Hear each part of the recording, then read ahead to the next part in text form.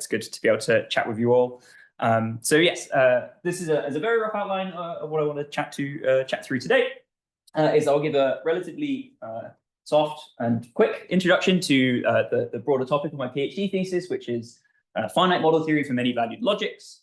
And then with regards to the specific topic today, which is locality, we'll go over the necessary concepts needed to state the kind of two main theorems in this area, which is our Hunt's theorem and Geifmann's theorem, respectively, and then just close out with a few additional comments. I sort of do apologize a little bit in advance. This talk is very definitionally heavy, although there's to some extent good reason for that, but it does mean it's a little dense. But okay, well, hopefully we can survive together.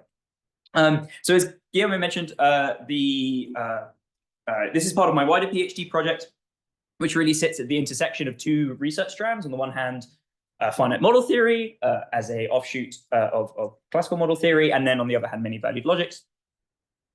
Officially, finite model theory is just traditional model theory, where we only consider models restricted to finite domains. But that really kind of belies the difference of the two research areas, notably compactness and fails when you restrict to finite models, and the Löwenheim-Skolem theorems no longer make any sense. And given they're like the defining features of classical model theory, that sort of indicates that things are quite different. On the other hand, and actually thank you, Jonty, for doing this, because you have the long-running tradition of many-valued logic, and in particular in this world that I'm existing in, really the algebraic treatment of many-valued logics. And this has a long history, and especially this application of universal algebra enshrined by Bohr and Viosi it's led to a very rich research area that utilizes lots of algebraic results to understand these logics and make progress. And the idea is that today we're going to look at what is quite a common flow of direction for my PhD thesis, which is we're going to take some classical model theory results, classical finite model theory results, in this case locality, and see what can we sensibly generalize to many-valued models. So for a brief background on locality as a topic, locality is really a limitation statement of classical first-order logic. The idea is, in some sense, how a formula is modeled by within a given model can only depend on local behavior within it. It can't matter the behavior of the model completely at large. Notably that you have to make those notions of local and neighborhood and so on precise. This is very transparent in the world of graphs, because a graph comes equipped with quite a natural notion of distance, which is just count how many edges you are away from yourself, and thus local neighborhood. And indeed, as we'll see in a little bit, we use graphs then to make those notions precise in arbitrary models. And once you have those concepts set up, the actual limitation is expressed through a number of theorems, where the two sort of most significant and the ones you would find in a textbook introduction is going to be Hunt's and Geifmann's theorem. As a note in advance, especially Hunt's theorem, they're a little technical to state. You sort of look at them and you go, well, that's very interesting, but it doesn't mean very much. And indeed, really, to some extent, their utility and their interest then comes with the kind of applications they get used for. The one that I've looked at personally, at least a little bit, is this idea of definable queries, which I'll mention very, very briefly at the end. Geifmann's theorem has a little bit more theoretical juice. It's a bit more exciting to look at.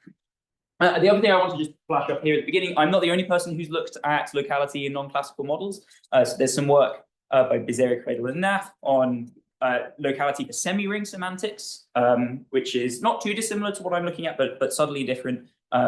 So I don't really have time to discuss how the work compares today, but I do want to highlight that work is up.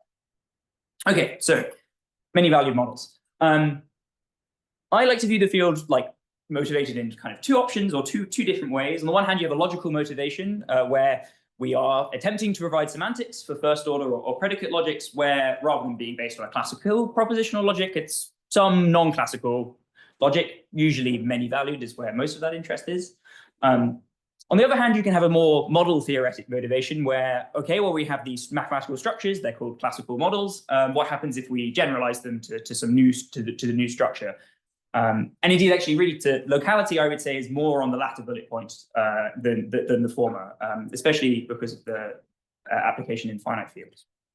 The result, either way, though, is that you get your main object of study is going to be a structure that very much looks like a classical model, but now it's paired with something else. In this case, it's going to be an algebra that somehow is defining truth.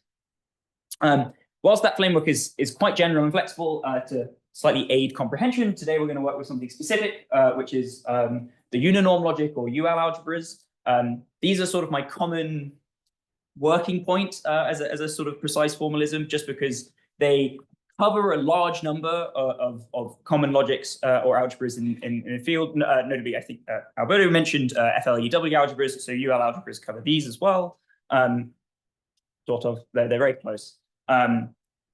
While still sort of being quite general, like they cover a lot of things, but they have the kind of key important properties that we like. I'll introduce them in just a second. In fact, I'm introducing them now.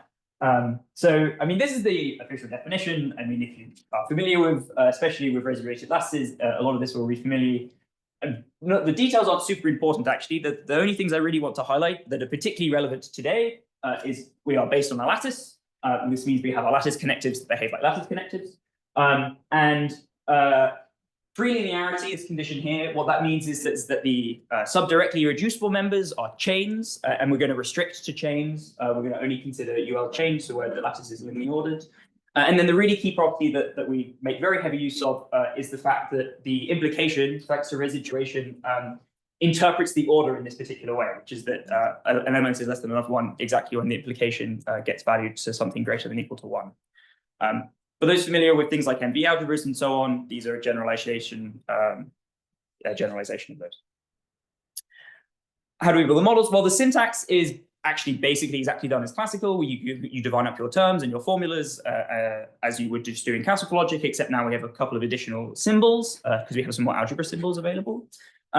We are going to restrict to relational signatures today, so no function symbol is allowed. And what that means is that the structure ends up being it's a pair. On the one hand, it's some UL chain A on the left, and then we have the structure itself, which is some non-empty domain, and then an interpretation for every single relation symbol. And what are they being interpreted as? Well, they're interpreted as n-ary functions from the domain into the algebra, right? And notably, if you replace A with the 2-element Boolean algebra, you have a classical model. So that's how we have our generalization or understanding of generalization.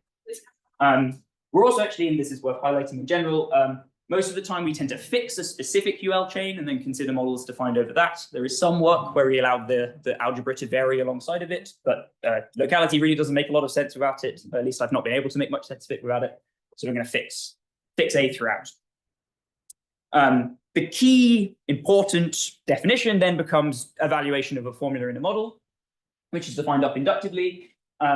At the atomic level, it's just exactly the interpretations. At the algebraic operation level, so for lattice conjunction, lattice disjunction, and residuation conjunction, and so on, we just copy whatever the algebra tells us to do. And then the first order bit is that essentially we end up interpreting universal quantifiers as infimums and existential quantifiers as supremums. So in this sense, they are both, like, we can view the quantifiers as generalized conjunction and disjunction respectively, because of there being infimums and supremums. And once again, if you take the 2-element Boolean algebra, this all collapses back to classical logic immediately. An annoying little niggle we have to deal with is that, notably, we didn't require that our UL algebra or UL chains are complete. Well, I mean, the UL chains are, but the algebras in general may not be complete. So we have this little side condition that just says, we really want all of our formulas to be well defined. So we only care about these structures when, in fact, every infimum and supremum of this form takes a value. But it's not usually a particularly relevant thing, but it's worth bearing in mind. Once you've got truth in the model, you can start defining all your basic notions pretty straightforwardly. The standard one in this case is that we're understanding truth to be modeled greater than, taking a value greater than or equal to the 1 of the algebra. And this means we can define up validity as saying, well, if your formula takes value, oh, that M&A has been swapped. Oh, well, if your formula takes value greater than 1 in every single valuation you can imagine, then it's going to be valid, right? That's our notion of logical truth. That's the essential framework with many valued models. The work then becomes, okay, well, we have various concepts in locality theory, and we need to understand how they work in this setting. Can we come up with sensible versions of them?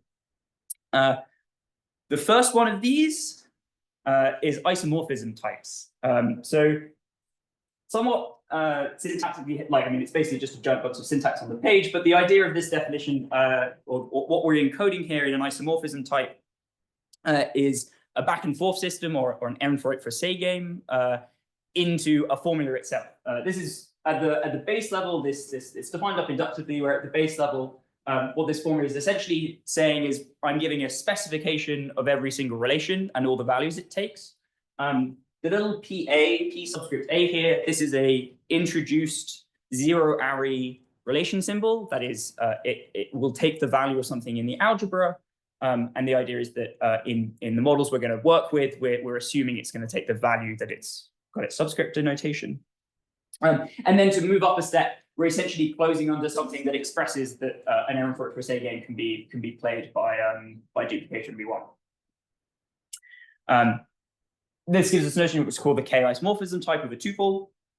And as a little highlight, because we have a crisp equality floating around in the language, the zero array level really does encode what's called a partial isomorphism. And indeed, to some extent, the definition of the isomorphism type isn't super important. What matters is its basic properties. And so at the zeroth level, they exactly encode the existence of a partial isomorphism. So for a given zero array isomorphism type for the tuple m bar, then it's going to get modeled by a different tuple n bar in a different model exactly when the two tuples form a partial isomorphism. That is an assignment of elements one to the other, where everything takes the same value for all relations when you plug them in.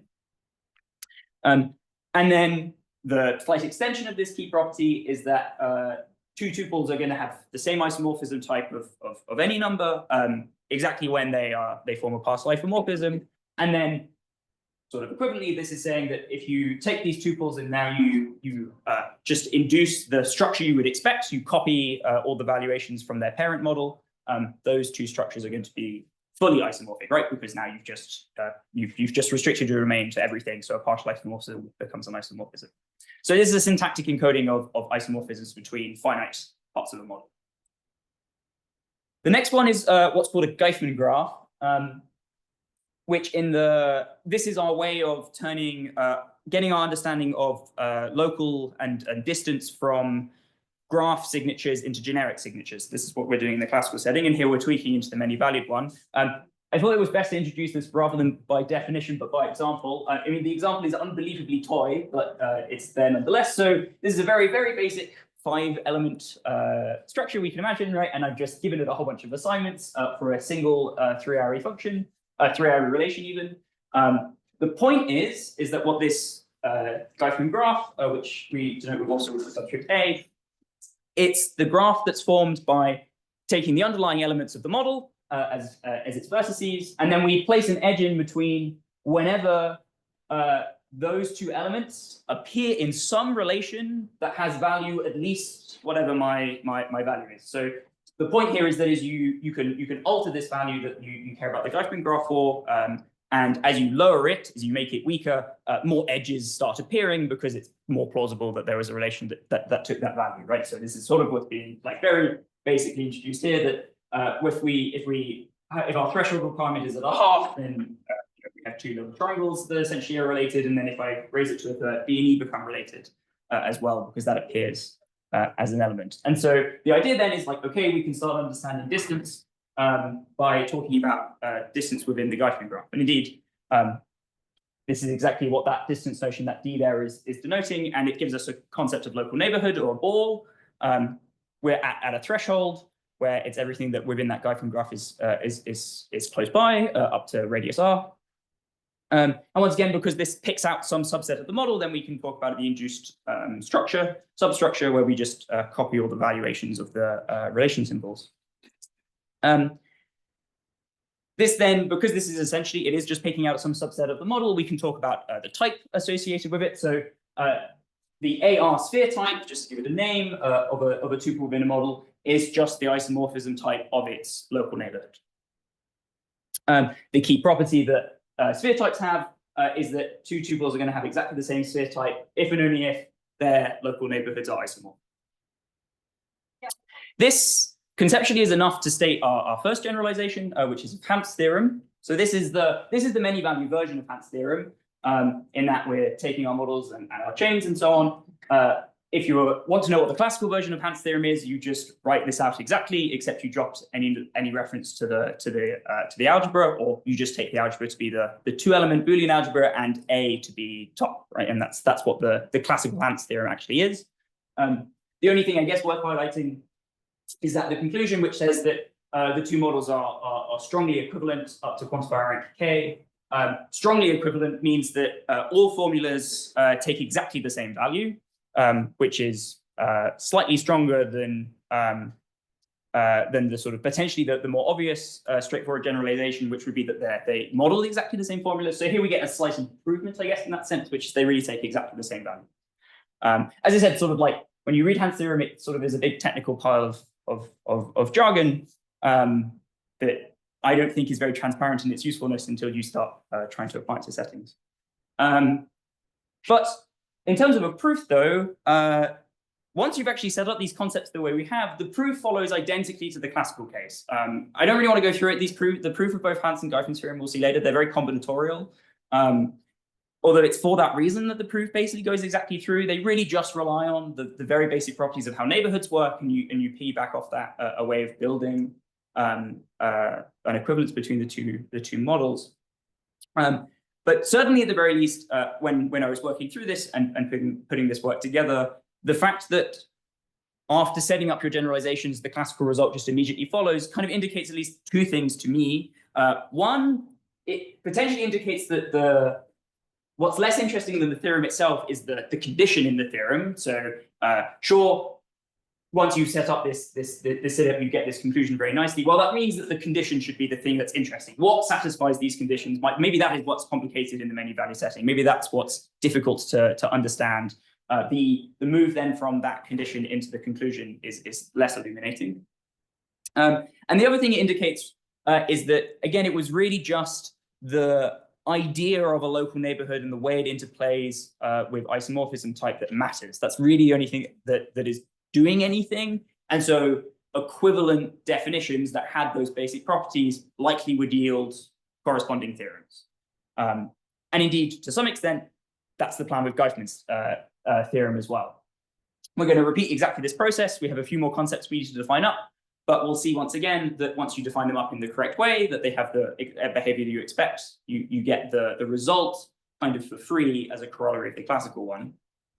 There are some caveats, though, for Geifman's theorem.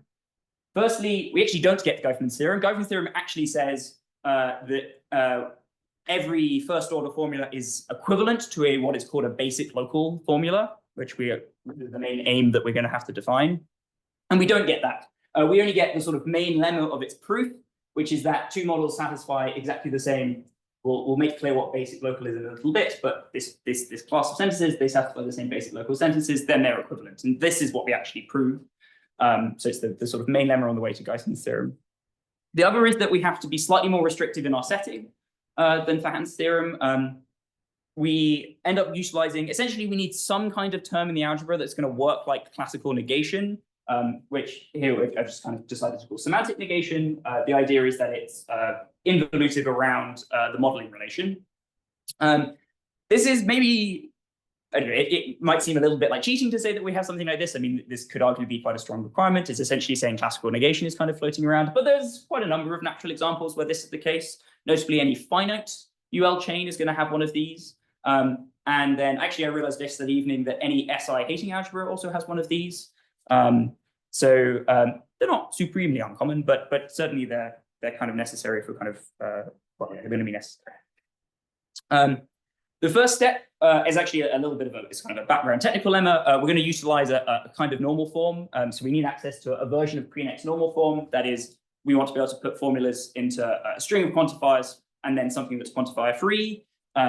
As it happens, we have a pre-next normal form available in this setting. This proof it's not particularly fascinating. The only thing that's worth really highlighting is it has this condition which is called witnessing. This is where working in the finite world is actually kind of nice. Witnessing, it comes for free when you work with finite models. In the infinite setting, in infinite model theory, it's more complicated. But for my main interest, which is for finite models, we get that for free. So pre-next normal form is sort of unexciting. But still, we are going to need it. And specifically, we're going to need it to do our main actual tool, which is we want to syntactically encode our notion of distance. This is the kind of standard way to do so. We essentially, I mean, if you try and read into a little bit what this formula is saying, it really just is directly expressing the Geifman graph definitional condition, and you can just write it directly into the language. The one thing that maybe is worth highlighting, because you do this exactly the same way in the classical setting. This is basically exactly a copy of it. But notably, in our case, this isn't a crisp notion. It really takes genuine values in the algebra. It's not going to snap to top or bottom, and that has some I don't know, nuances. Is actually the reason we need pre-next normal form. So it is when you move into the many value setting, this thing will use that full many valuedness. Its crucial property, again, sort of more important than the definition, is, well, that it really does encode distance. So really the central statement here is the starting point. The point is this formula expresses that it takes a value greater than or equal to a exactly when the a distance is less than or equal to the k. And then you can turn that into something that cares about modeling by using this trick that we use a lot, which is that we have an encoding of the ordering. So you can write that you get a formula that actually a model will model such a formula exactly when the element belongs to the specific local neighborhood. And for that reason, we're going to start writing like as a direct piece of syntax that the a distance xy is less than or equal to n to mean as a formula exactly this. Once you have that, now we can define up what our notion of local formula is. So essentially the idea here is you want to relativize all of your quantification to only care about within the local neighborhood. And so that's what's going on in our inductive definition up here. Basically, you turn every quantifier that you would usually see, you just insert a and the distance holds, or if it's for all, then you say or the distance is greater, and this is where the semantic negation is required. I had a point that I wanted to highlight with this, and I can't remember what it was. The reason this is also the reason we need this in pre-next normal form is that this falls apart if you just try and do it on a formula generically. The fact that the distance formula takes real values sort of starts breaking everything apart. And so we first put everything into pre-next normal form, and then we can relativize. That's why we needed this. With there, we can actually finally define the class of formulas that we're really interested in. So we say something is a local formula, basically when all of its quantification is of this type.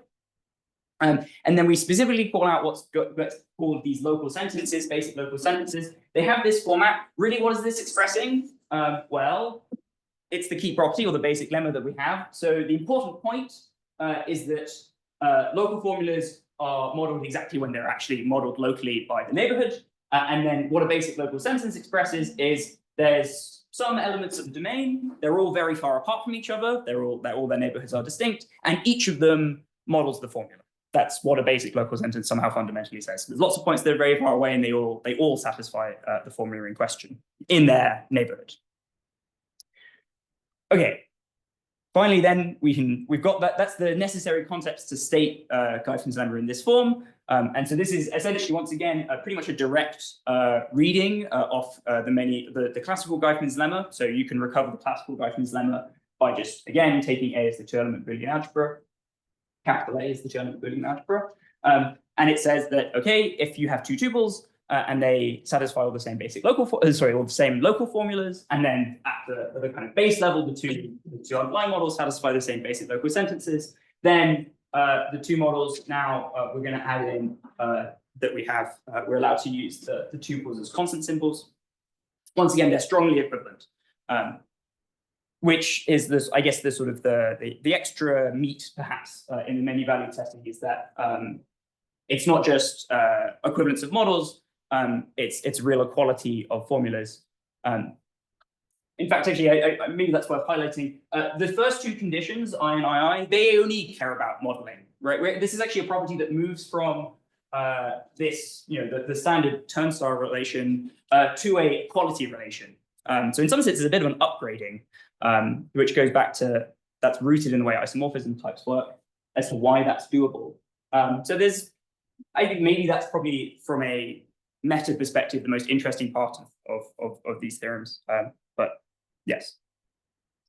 Okay. Oh, and I guess once again, the proof is exactly as the classical case. So once you've done again, the idea is once you've set up these basic lemmas that say, here are the concepts, here's how they generalize, and they work the way I expect them to, the proof runs immediately. Okay, so then just my final closing minutes, just a little bit of, I guess, applications and further study. So I lampshaded definable queries area. This is the one sort of easy application that I've looked at. Unfortunately, the two examples or the examples I've looked at are mostly just variants of the classical case. I'm still kind of looking for more fundamentally many-valued examples that I'd be interested in seeing if this applies to. But at least we have some basic examples that make use of the theorem to show that these things that are called queries are undefinable. I didn't really have time to go in that today. From a more theory perspective, there's a number of bits of a study I want to do. One is that this idea that I keep mentioning that, oh, well, if we had alternative concepts that satisfied these basic properties, that they would go through. I think it would be good to try and formalize that in a precise sense. So we could really say, like, look, this is any system, any setup, any semantics you have. If you have these notions floating around, then off you go. You have your kind of locality limitation. I would also, particularly, I'd like to do a closer comparison with that Bezier, Gradle, and Naif work on semi-ring semantics. Their setting is sort of interestingly different, and the way the questions they ask are quite different based on the way that semi-ring semantics is set up. And so having a good understanding of how the two compare, I think, could be quite illuminating. And this then goes into maybe even giving a method to get back full Geithner's theorem, but that's much further off. So yeah, I think that's everything I wanted to say. So thank you, everyone. And Guillermo.